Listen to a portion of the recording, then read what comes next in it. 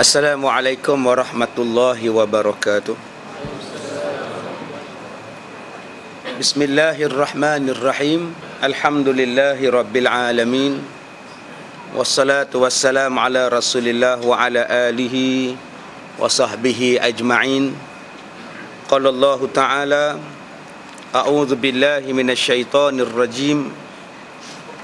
Ma nansakh min ayatin aw nunsiha na'ti bi khairin minha aw mithliha.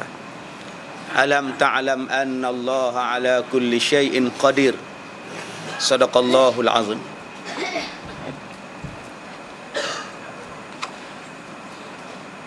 Terima kasih kepada saudara Zainal selaku pengacara majlis.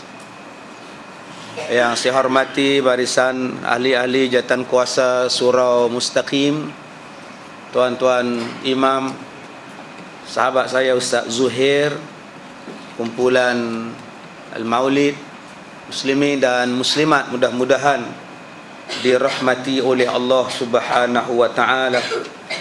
Alhamdulillah, kita pagi ini akan membicarakan tentang tajuk aku terima nikahnya. Ada sahabat saya tanya tadi, Ustaz ada orang kahwin ke dalam surau? Aku terima nikahnya. Wallahu a'lam. Ya. Ni tuan-tuan yang dirahmati Allah, bila sebut saja aku terima nikahnya ini satu perasaan orang pengantin baru, orang yang nak mendirikan rumah tangga semacam jadi dia.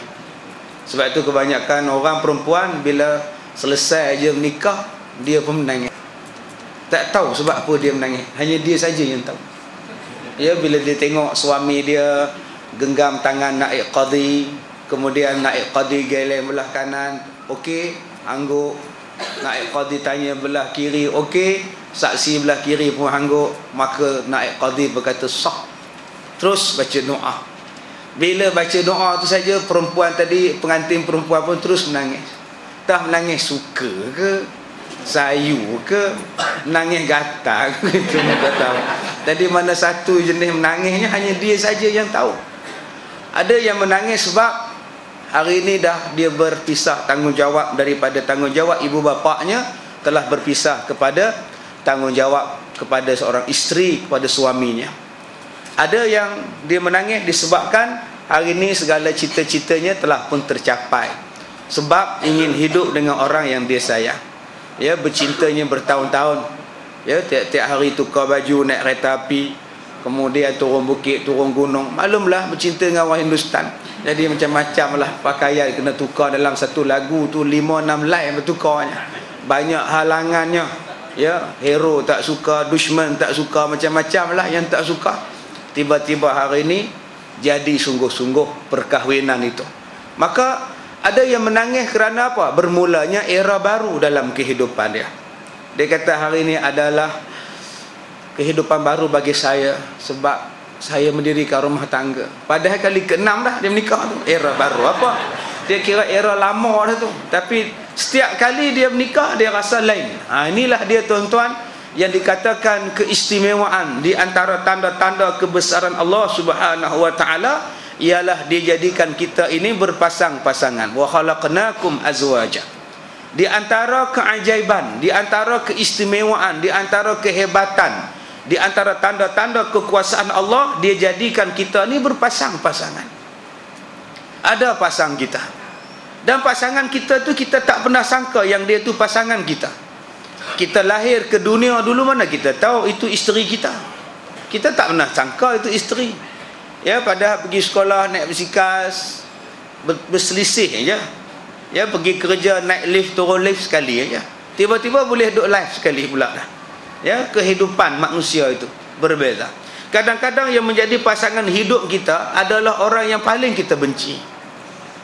Kita paling benci dekat dia, geram ustaz, suka mengorak kita. Sekarang dah 9 anak lah dengan orang geram tu. Padahal dia tu lah yang paling kita tak suka. Sebab tu akak-akak janganlah duk benci sangat dekat orang. Ya, kadang-kadang yang itulah yang kita duk hambat ke dia, yang kita duk kejar dekat dia. Kadang-kadang yang kita jadi suami kita, yang jadi isteri kita ni ialah orang yang jauh, yang tak pernah kita duga. Kita asalnya orang Gombak. Tak pernah langsung pergi ke Afrika. Tiba-tiba Allah ketemukan kita dengan orang Nigeria. Subhanallah, masya-Allah. Ini dikata sebagai jodoh. Ada yang buat kenuri habis-habisan beratus-ratus ribu habis kenuri.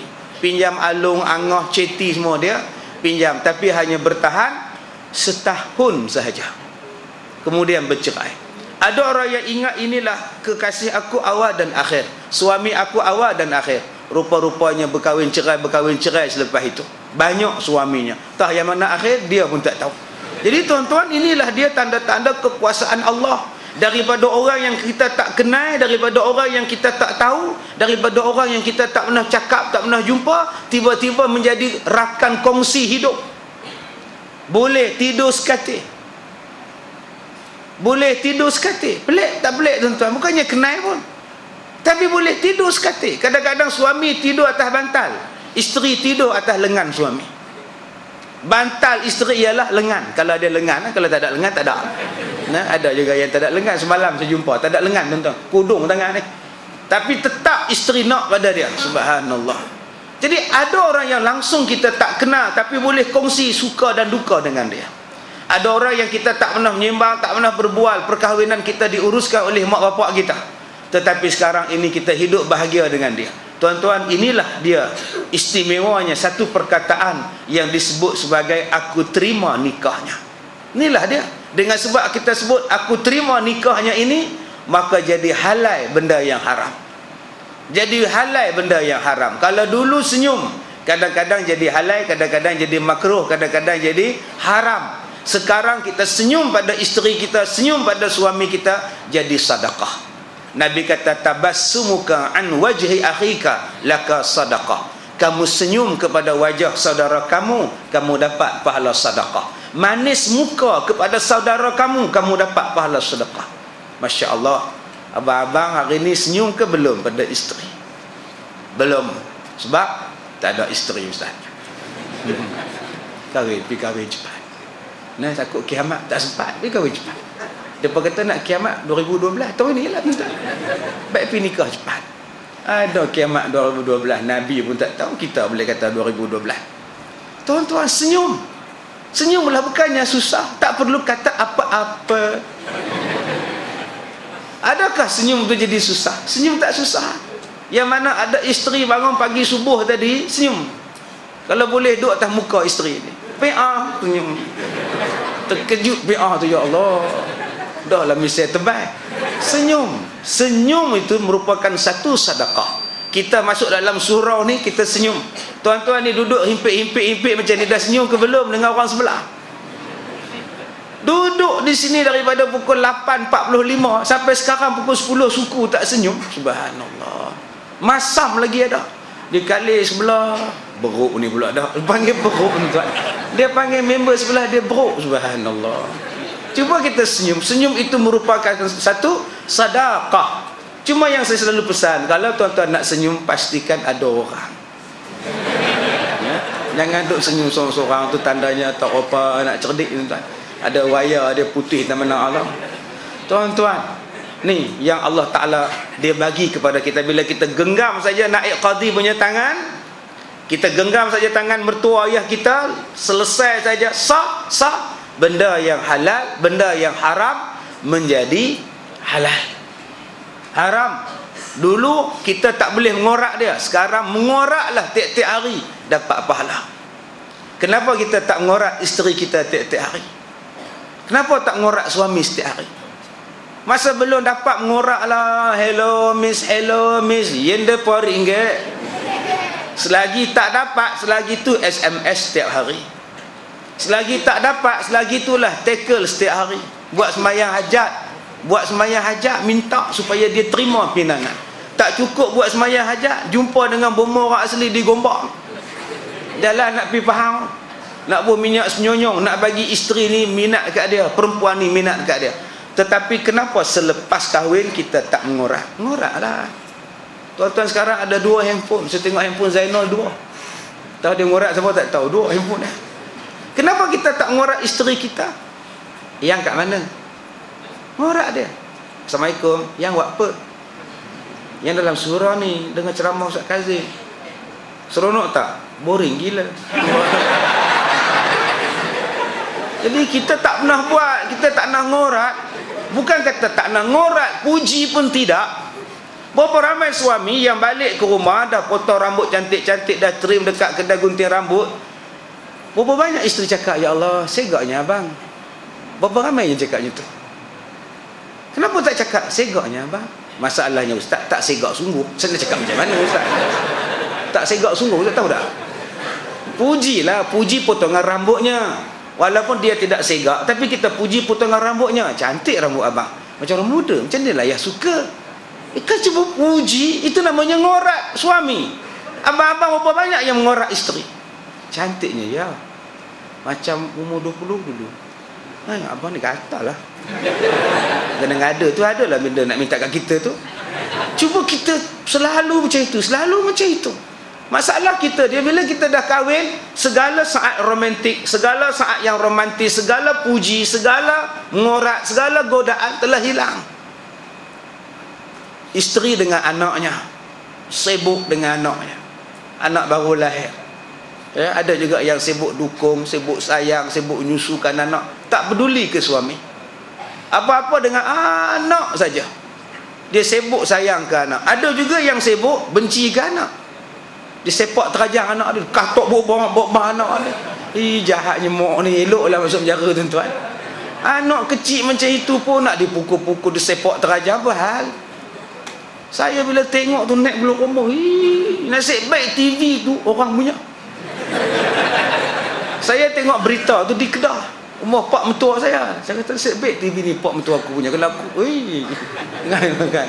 Subhanallah, Masya Allah, geram tuan.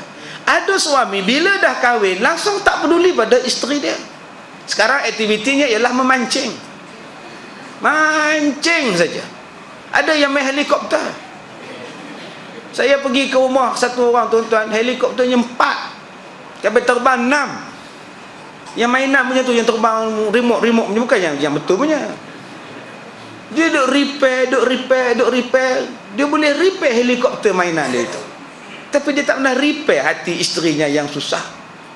Ada orang yang memberikan masa yang terlalu banyak kepada benda lain, akhirnya dia terlupa satu benda yang sangat berharga dalam rumah tangga dia, iaitu permata hati kita, isteri kita ataupun suami kita. Yang kedua, bila selesai saja akad nikah, apa yang berlaku? Bermulalah berlaku tanggungjawab yang besar kepada kita. Dulu kalau RM1 kita kongsi makan seorang, RM1 seorang. Sekarang bila dah kahwin kena kongsi 2 orang. Kemudian dapat anak RM1 kena kongsi 3 orang. Maka bermulalah perkongsian hidup. Ini dia, selesai akad nikah, bermulalah tanggungjawab yang besar. Tanggungjawab mendidik, tanggungjawab melatih, mendidik, mengasuh, mengajar, memberi nafkah telah bermula. Kalau dulu Allah tak soal kita kalau tak bagi nafkah kerana kita bujang. Sekarang Allah soal, kenapa kamu tidak bagi nafkah kepada isteri kamu? Dia start lah. Dia mulalah tuan-tuan, bermula tanggungjawab. Mula-mula je menikah ni seronok. Menikah ni seronok mula-mula je kan. Bila kenduri kahwin, orang ra'i kita bawa hadiah besar meja ni, tak seronok lagu mana. Kotak je besar meja, hadiahnya blender aja. Masya Allah, seronok gila kita masa itu. Pada hari pertama perkahwinan pun Allah uji lah, nak tengok sabar tak sabar.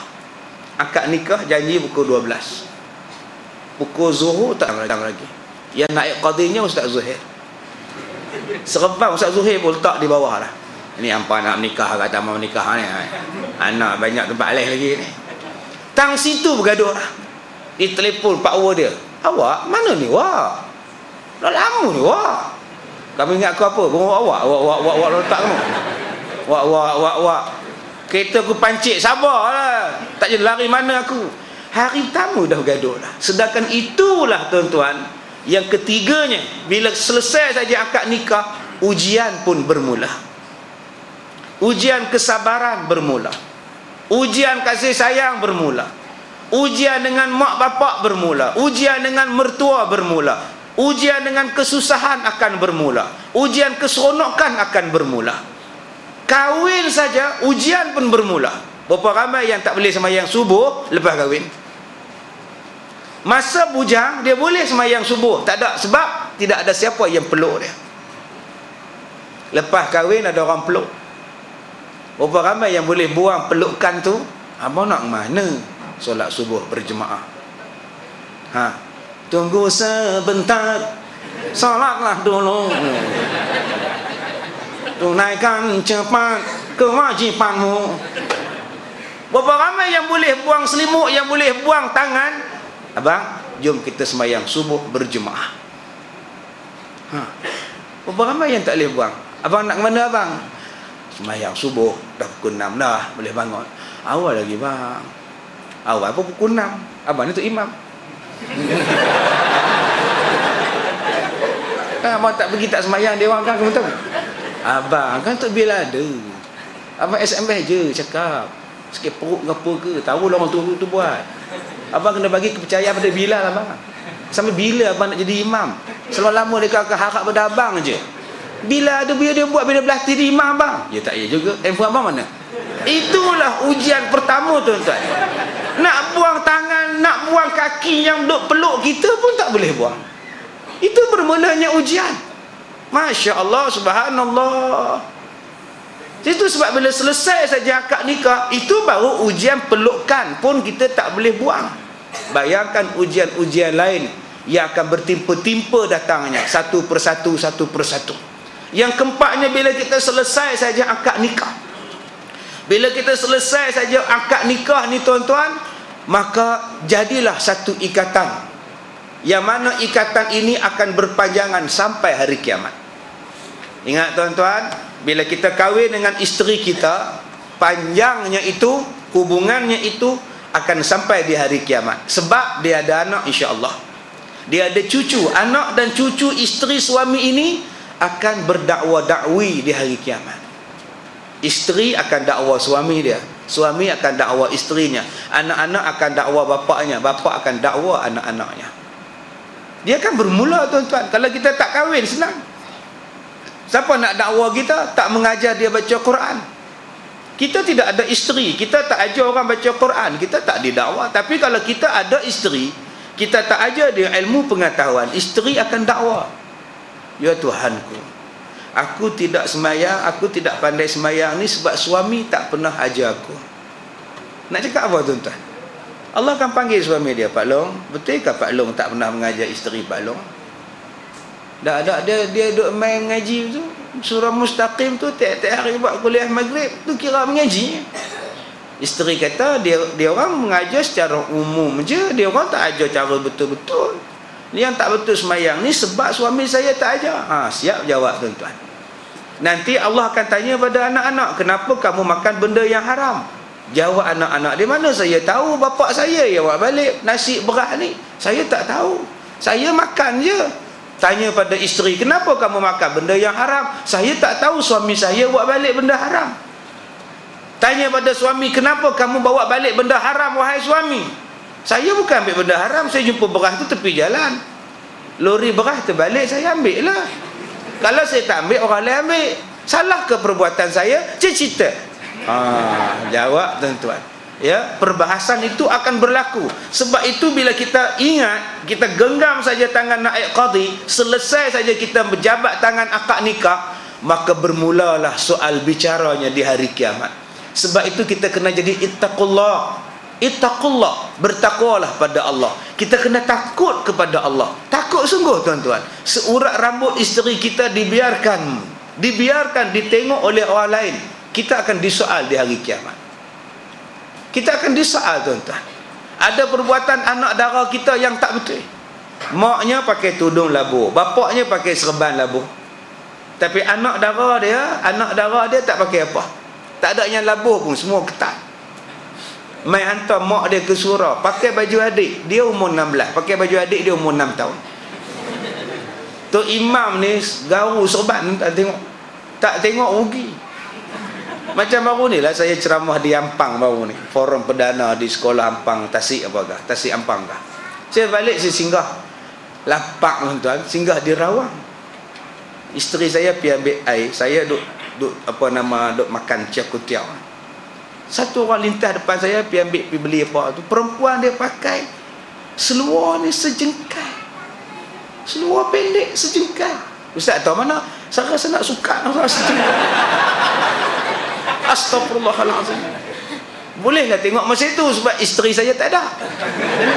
Saya pun astagfirullahalazim. Tapi saya sebut kuat. Astagfirullahalazim. Saya sebut kuat. Dia tengok saya. Saya pun tunduk takut. Masya Allah tuan-tuan, sejengkal. Subhanallah ni tuan-tuan, ni hang ni pakai sepeda ke pakai seluar. Sudah hilang dah perasaan takut. Kita pakai kepiah ni pula takut tengok. Ya Allah. Sekali dia main duduk depan celapak depan kita. Nak kata apa? Astagfirullah. Tak berani tuan-tuan. Jadi mak bapak ada yang bagus-bagus, anak pula yang pakai seluar ketat sejengkal.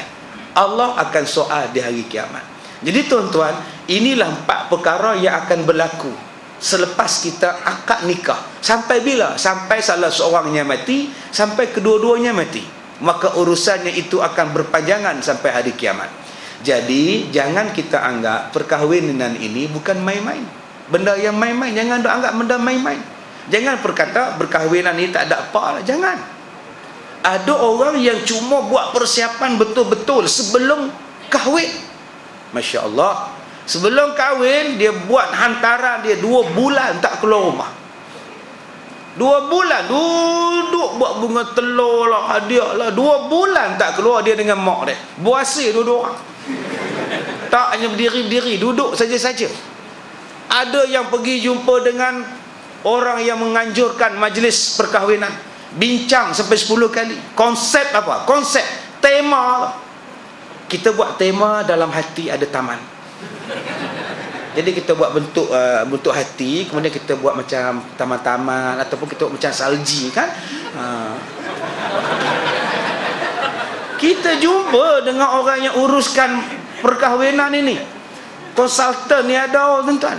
Jadi kalau macam tetamu masuk kan, kita buatkan macam dia turun kan, you all turun daripada macam kayangan, so nampak. Astagfirullahalazim, masya-Allah. 10 kali nak bayar dia berapa tu ribu tuan-tuan. Segala mak nikah dikutipnya. Kayu ranting tengah jalan tu mau dikutip. Kayu ranting ni kalau kita letak basuh bunga, bola-bola lampu cantik tau kata dia. Subhanallah, ada yang buat persiapan perkahwinannya kaknya tempah di Bandung. 1000 tambang kalau terbang pergi Bandung. Kenapa tak tempah kad dekat A4? Tak payah merempak. Kenapa dekat A4 pun tahu kata dia. Kadnya semua tak cantik. Sebab tu saya pergi ke Bandung. Nak nampak kad dia macam kotak kan, masuk dalam ni cantik. Padahal awak nak baca tarikh je, tarikh. Itu pun kadang-kadang belum tentu pergi. Allah, bertembung pula dengan saudara aku menikah. Akhirnya kad yang harga RM10 buang begitu saja. Kadang-kadang kita buat persiapan, ya Allah, tempah baju hebat tuan-tuan. Jahit tudung ni, labu ni tak tahu berapa banyak. Belah sini labu kundok, labu ci, labu ayak atas-atas ni. Tapi kita tak buat persiapan selepas kahwin. Ada yang buat persiapan sebelum kahwin, semasa kahwin, siap panggil kumpulan hadrah Darul Tahfiz Al-Quran wal Hadis ni. Masya Allah. Kena pakai macam ini. Budak-budak bila pengantin masuk je dalam hotel, mula tepuk. Dia pijak aja lantai, pam. Selagi belum pijak lantai hotel, apa jangan pak. Pakai duduk standby lagu tu. Yang kepala dia Ustaz Zuhair. Jatuh tangan Ustaz Zuhair, pam, baru dia buat tuan-tuan. Kadang-kadang dibuatnya dengan lagu selawat. Sallallahu ala Muhammad. Bukan tak bagus selawat. Bagus. Tapi tak apa kena. Hak pengantin ni pakai bentang dada. Ni pakai bentang dada. Hak lelaki pula pakai kot bow lagi. Kot putih bow. 8 lapis baju dah. Hak pengantin perempuan pula tak ada lapis. Betul-betul baju pengantin je, baju dalam tak pakai. Buat bunga jalan. Sallallahu. Tak kena tuan. Saya rasa tak cantik tuan-tuan. Yang hak duk selawat ni semua selempang hijau semua ni. Sallallahu. Tak kena tuan. Ustaz, kalau perempuan tu pakai tudung semua, macam mana ustaz? Pulang kat tuan-tuan lah. Tuan-tuan tengok kena tak kena. Kalau tukar lagu lain ustaz, tukar lagu lain. Selamat pengantin baru tu pula saya tak naklah khabar lah. Sebab kita kena hormat kan. Tuan-tuan tengok kita selawat tadi kan, semua orang seronok sebab semua orang tutup aurat. Semua orang tadi kita selawat semua dengan bangganya, dengan besar hatinya, naik bulu rumah kita dengar orang berselawat. Sebab kita hari ni semua pakaian dia mengikut syarak, mengikut syariat. Tiba-tiba bila kita selawat tu, Allah tengok-tengok kawan ni pakai baju ketat, kebaya pula sampai ke paha, dia bawa bunga telur. Tuan-tuan, ada orang yang bila nak bagi bunga telur hantaran, nak bagi letak atas meja makan tu, semua nak darah. Dia pilih baju kebaya pula, ikut pula, belah sampai ke paha. Kenapa tak boleh orang macam Ustaz Zuhir yang bagikan bunga telur? Orang macam Zainal, Luqman S pun ada ni, nampak ni. Dia tu boykot saya baru ni main Luqman S ni. Bagi tu dia Luqman S janggut sampai ke pusat. Ha ni bunga telur ni abang-abang ni. Tak ada siapa nak ngorak Luqman S. Main nak darah tadi, hai takkan satu aja bagilah sepasang. Lemak tu dia jadi ngorak kot lain. Ada orang yang membuat persiapan perkahwinan, masya-Allah, dapur buat lain. Mak ni pecah dapur, dry kitchen, wet kitchen. Pasal apa? Nak main menantu. Haji tak pergi juga. Haji tak pergi. Ada orang yang nak sambut menantu ni, masya-Allah, Sabtu Ahad tak boleh pergi mana dah, cat rumah, bumbung pun dia cat. Apa kena mengena cat dengan menikah? Yang pentingnya ialah persiapan kita nak menghadapi pertukaran status. Dulu anak dara, sekarang isteri. Dulu bujang, sekarang suami. Pertukaran status itulah yang kita kena belajar. Kena belajar bagaimana nak jadi isteri soleha, bagaimana nak jadi suami yang soleh. Pertukaran status. Dulu janda, sekarang nak balik menjadi isteri. Macam mana nak buat? Kalau janda muda, nama dia janda, Kak Jan. Kalau janda tua, nama dia Jantu. Jadi pertukaran status ni kita kena belajar. Sebab kadang-kadang dia tak boleh nak biasa lagi pertukaran status. Dia masih lagi dia perasan bujang. Padahal dia dah ada isteri di sebelah dia. Bila dia bujang, malam-malam dia lepak dekat nasi kandar pelitah. Dia perasan dia bujang, dia lepak dengan member dia dekat nasi kandar. Semalam saya sampai di hotel pukul 4 pagi, tuan-tuan. Masya Allah, meriahnya. Lagi pukul 4 malam ni ada bola kan? Bola habis dah. Tapi tengok, ya Allah, yang pondan-pondannya. Saya pakai baju Melayu semalam, duduk naik lift, duduk tengok. Mereka tengok saya tengok mereka. Jatuh saya pula malu. Ya, tengok yang pakai skirt. Ya Allah, subhanallah, Masya Allah, tuan-tuan. Yes. Jadi ada orang yang bila dah kahwin, dia lupa yang dia tu suami. Pasal apa tinggalkan isteri di rumah? Kenapa tinggalkan isteri di rumah? Kenapa nak ikut budaya kita masih kata-kata bujang lagi? Kita dah ada isteri, ada anak. Lepaklah dengan isteri di rumah. Tengok bola di rumah. MU lawan MC. Menang MC 1-0. Patutnya MC kalah sebab dia cuti. Tapi dia menang juga. Cuti-cuti pun menang. Itu hebatnya MC, tuan-tuan. Subhanallah. Tapi kita tak mau. Kita tidak memilih keseronokan dengan isteri. Kita tidak memilih keseronokan dengan suami. Kita memilih keseronokan dengan orang lain. Kita datang kuliah maghrib seorang-seorang, isteri tinggal di rumah. Kadang-kadang isteri datang kuliah maghrib, suami tinggal seorang-seorang di rumah. Kita berkahwin menjadikan kita ini hidup buat kerja sama. Apa dia kahwin? Masalah berkongsi bersama. Apa dia kahwin? Keseronokan berkongsi bersama. Apa dia kahwin? Kesusahan, kesenangan berkongsi bersama. Apa dia kahwin? Masing-masing memberikan pendapat, pro and kontra. Mesti kena ada. Hormat menghormati, barulah nikmat kahwin, tuan-tuan. Yang tak jadi seronoknya kahwin ini ialah adanya kuasa veto dalam rumah. Penghargaan tidak diberi, nasihat tidak mau didengar. Sebab itu rumah tangga tak jadi seronok. Baik, jadi tuan-tuan, pada hari ini itu baru mukaddimah, tuan-tuan. 45 minit mukaddimahnya. Isinya wallahu a'lam, tuan-tuan. Hari ini saya nak sebut kepada tuan-tuan tips bagaimana nak menjadikan dunia rumah tangga kita ini ialah syurga. baiti jannati, rumahku adalah syurgaku. Dia ada tips. Macam kita lah, tip nak bagi rumah kita cerah, nak bagi rumah kita lapang, cat warna putih, rasa lapang. Ada yang kata nak bagi rumah tu rasa lapang, kena buh cermin banyak. Bila buh cermin banyak, rumah sempit jadi lapang. Tiap-tiap hari pecah cermin, belaga dengan cermin. Anak duk belaga, dia ingat ke apa, pecah cermin. Ada orang yang nak bagi lapang rumah, jangan bubuh perabot. Perabot tak ada, kursi tak ada, apa pun tak ada, kompong lapang.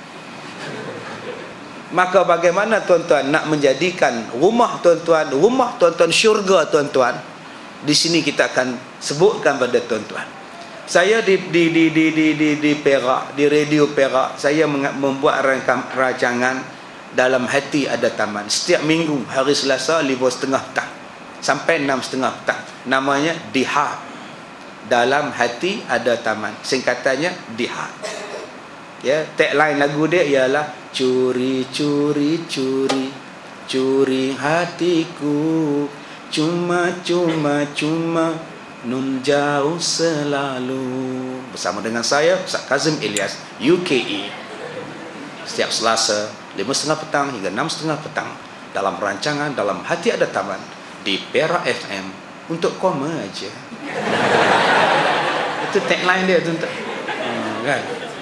Jadi saya bukakan satu rancangan yang cerita tentang rumah tangga aja. Bagaimana rumah tangga aja. Hari Selasa nanti, minggu depan tajuknya ialah poligami. Okey, tajuk minggu depan poligami. Jadi tuan-tuan yang duduk di Keramat ni mungkin tak dapat lah. Kena pipo lah hari Selasa depan. Khas nak dengar tajuk poligami. Baik, jadi dia nak buat apa benda pun dia ada tips. Dia ada tips. Nak buat apa benda pun dia ada kaedah. Saya semalam, mereka datang pada saya, bagi dekat saya 10 lagu. 10 lagu untuk saya hafal, untuk saya tengok sesuai tak sesuai, untuk dirakamkan lagu-lagu ni oleh penyanyinya, iaitu Ustaz Kazim. Ya. Mereka hantar dekat saya lagu untuk jadi recording artis. Ya, selepas ni tuan-tuan, rambut saya pun rebonding lah. Ya, herannya kumpulan penyanyi jadi penceramah. Hak penceramah pula nak jadi artis. Itu ni rasa pelik tuan-tuan ni. Di antara tanda-tanda kiamat tuan-tuan. Tanda-tanda kiamat kecil. Saya tengok lagu dia. Tengok lagu ni. Kalau buh kat radio orang tidur lah. Ya, lagu tuan-tuan. Ada tips nak bagi nafas elok. Sebab tu saya setiap kali cuti sekarang saya panjat gunung. Bawa anak-anak panjat gunung. Maklumlah nak jadi artis. Panjat gunung nak jaga pernafasan. Ais ni tak minum lah. Tip nak bagi suara sedap. Panjat gunung tu, menjerit atas gunung. Halo. Nyonya pun tengok. Hayah, apa saya? Saya malu dengan nyonya tuan-tuan. Kita naik gunung tu punya letih, dia selambat rok potong. Selambat rok aja. Sudah letih letih lahnya. Ayah, muda pun banyak letih. Dia relax selama rok aja. Jalan kaki gede-gede boleh atas bukit. Lepas dia potong saya, basikal pula potong saya. Nyonya juga ada potong.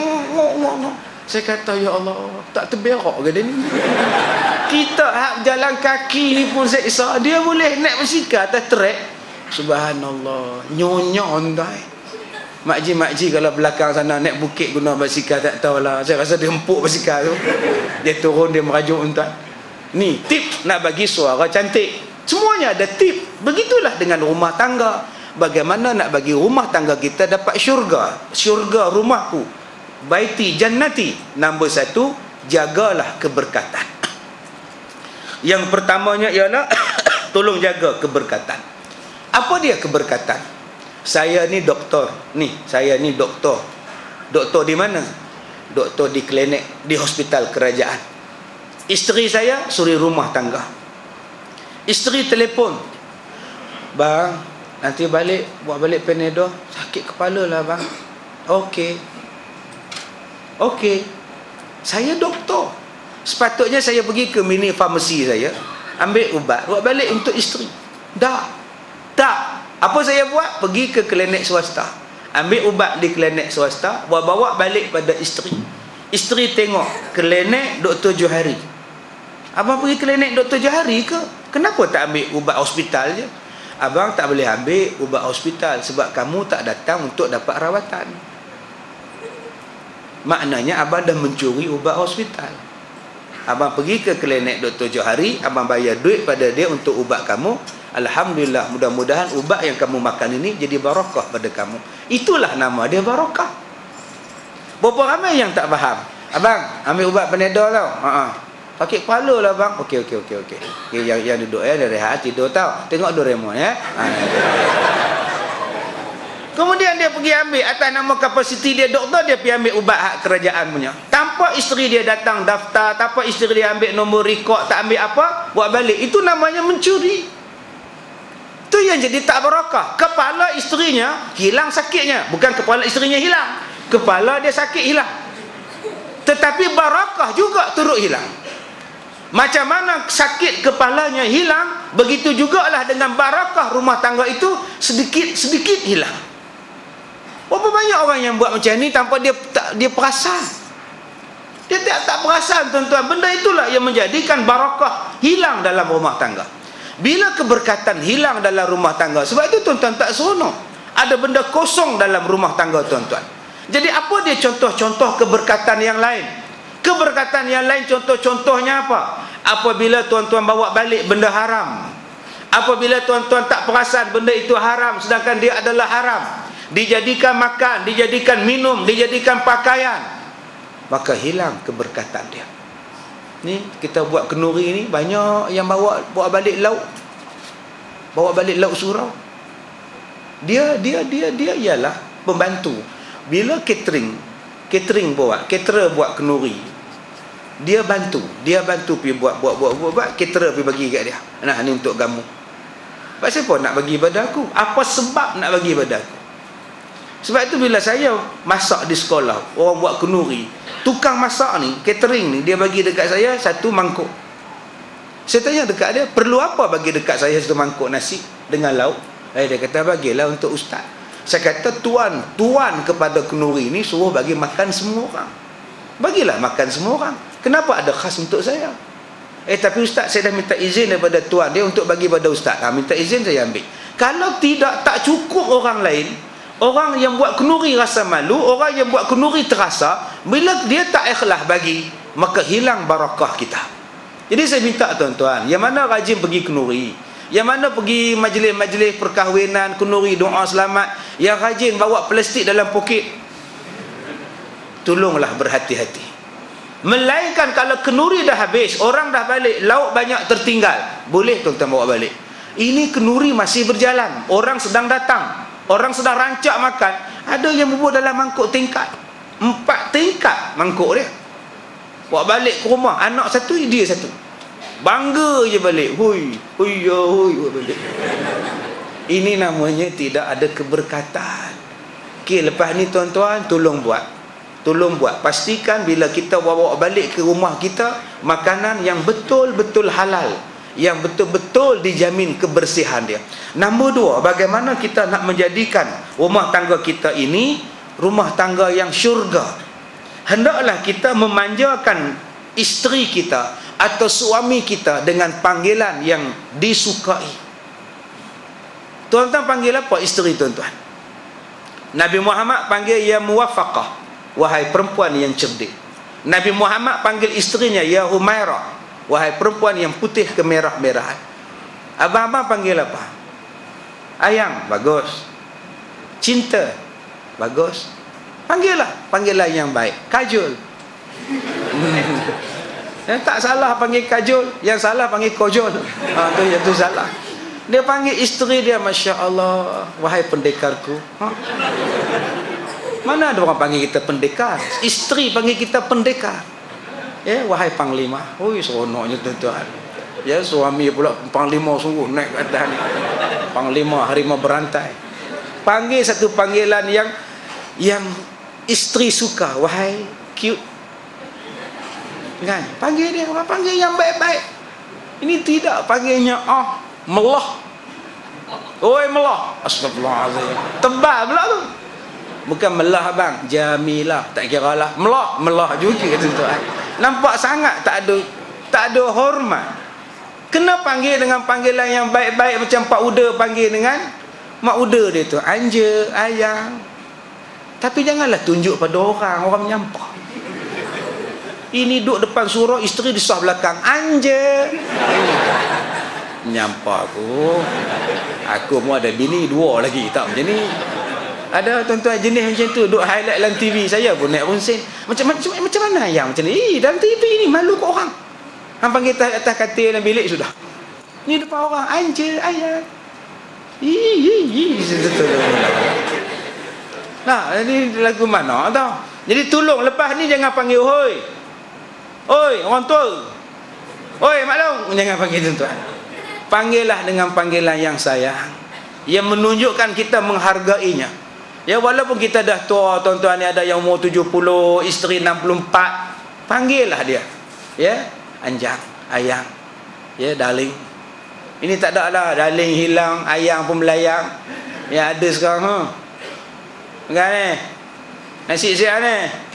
Ni panggil dia tuan. Nasi siap ni. Datanglah hamba Allah tu, dah lah baju sengit sebelah, butang tak betul, tergedek-gedek. Subhanallah. Panggillah ke kanda. Kan saya dah ajar dah pada tuan-tuan, panggil adinda ke kanda.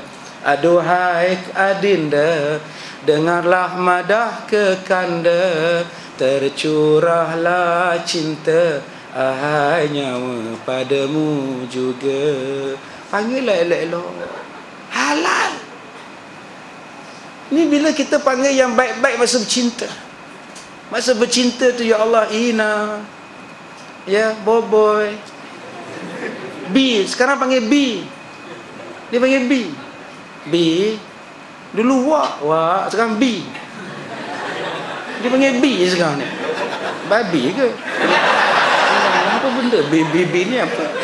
Tengah baik B lah, tengah bergaduh babi. B rupa dia panggil Habib dia. B. Tengah baik B, tengah bergaduh, wallahu alam, macam-macam B keluar ni tuan-tuan. Yang ketiganya, selalu berkongsi rasa cinta.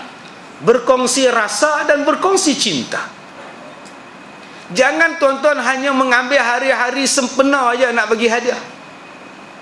Hari-hari sempena aja, hari ibu, hari isteri, hari ulang tahun, tak payah. Setiap hari tuan-tuan boleh berasa cinta. Hari ni beli dekat dia, abang kenapa balik lambat abang? Abang pergi ke kedai emas, abang beli cincin untuk yang. Kan lambat lagi hari jadi kita, hari ulang tahun kita.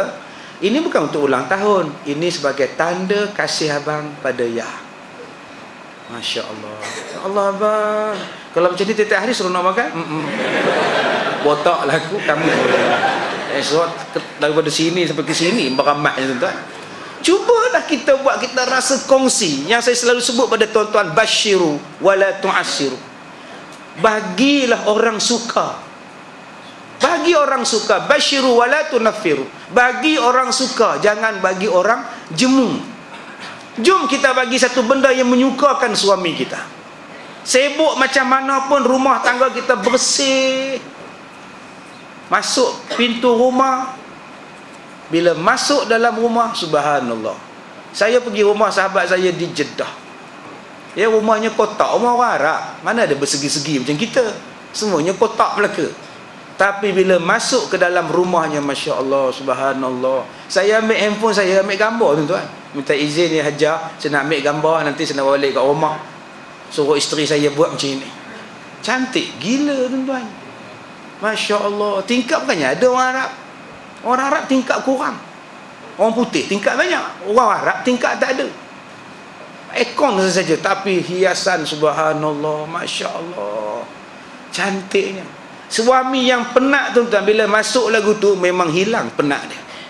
Suami yang berhadapan dengan traffic jam, bila balik ke rumah dia, insya-Allah dia tak jam lah. Ini dah lah traffic jam di luar, di dalam pun jam. Nak masuk rumah pun jam. Pampers anak tengah-tengah, kursi roda anak ke tepi, Angry Bird anak di sini, baju dalam isteri dia tergantung pula di sini. Jenuh mengelinap jam tuan-tuan. Subhanallah. Saya semalam saya pergi satu rumah orang Jadi dia jemput saya pergi rumah dia, saya pergi pagi semalam. Saya masuk tuan-tuan.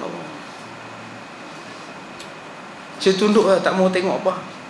Saya tengok ke kiri, tengok baju dalam isteri dia gantung betul-betul kat ruang tamu. 3. Besar gila saya kata.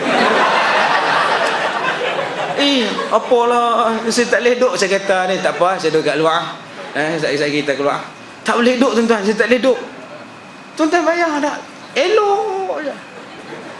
Astagfirullahalazim. Kalau saya tak boleh tuan-tuan, ni sesak nafas rasa. Kita duduk tengok besar, kita boleh tak nampak. Jom kita bagi rumah kita ni rasa tenteram, rasa seronok, pergi ke dapur seronok, pergi ke tandas seronok, ya tidur seronok. Saya habaq banyak kali dah pada akak-akak, tukarlah cadar katil setiap seminggu 3 kali, 2 hari tukar, 2 hari tukar. Ini 6 tahun, 6 bulan sekali pun nak tukar. Itu pun nasib baik raya tuan-tuan. Kalau tak ada raya tak ada tukar. Cadar katilnya tengah-tengah je pudar dah cat. Dia punya color tu dah pudar. Yang eloknya tepi elok lagi. Cubalah setiap hari kita tukar tuan-tuan. Kita rasa bahagia, kegembiraan kita rasa bahagia. Kita bahagiakan rumah tangga kita. Tapi masalah dia, ada orang yang jenis macam itu. Dia tak ada peduli rumah dia, dengan semaknya, dengan semutnya, dengan lipatnya, dengan tikusnya. Ini kita tidak mahu budaya macam itu. Saya bila masuk dalam surau tadi, saya tegur pada sahabat kita, wanginya surau ni. Pak siapa wangi ni? Dia kata ada bakar. Wangi tuan-tuan. Rumah kita berapa banyak yang bakar. Yang duk bau sekarang di rumah kita ialah minyak gamat. Masuk bilik tidur minyak gamat berdengung. Pergi ke dapur pun minyak gamat, semuanya minyak gamat ada sekarang. Cuba pergi bakar setangi macam itu, bukannya salah. Beli hak besarnya tok tengah-tengah rumah. Oi tuan-tuan, orang datang, jiran datang, rumah terbakar ke gitu. Tak ada terbakar, aku bakar. Gitu dia. Barulah wangi, masya-Allah. Kita rasa seronok rumah kita ni. Yang keempat tuan-tuan, bersegera memenuhi permintaan. Sama ada suami ataupun isteri, bersegera. Abang, jangan lupa beras dah habis, gula dah habis, Milo dah habis. Ya, jangan lupa susu anak pun dah habis. Tulis bola poket. Balik kerja beli. Segerakan. Abang, jangan lupa abang. Mak abang telefon suruh call balik. Call balik. Apa permintaan dia? Tolong buat. Abang, jangan lupa abang. Ya, kereta saya tu semalam bunyinya krek. Abang pergilah repair, saya tak tahu apa bendanya. Tengoklah, isteri bawa juga. Jatuh dalam gaung, brek putih. Tayar cabut. Isteri bawa kereta, tayar potong kereta. Tayar siapa? Tayar isteri dia lah. Baru dah menyesal, sekarang menong. Dia ada cakap. Dia ada cakap kat saya, kereta dia bunyi. Saya dah isteri dah mati, baru nak apa tuan? Masa dia cakap, abang kereta saya tu tayarnya bunyi krek. Abang pergilah cek, tengok skru cabut ke apa. Saya tak reti. Tengoklah. Dia pergi tengok bola. Pergi tengok bola di Perak. Dah lah pergi Perak jauh, kalah pula. Kan dah letih tuan-tuan. Besok isterinya pagi-pagi nak pergi ke universiti. Kawan belajar lagi hari Sabtu Ahad, accident.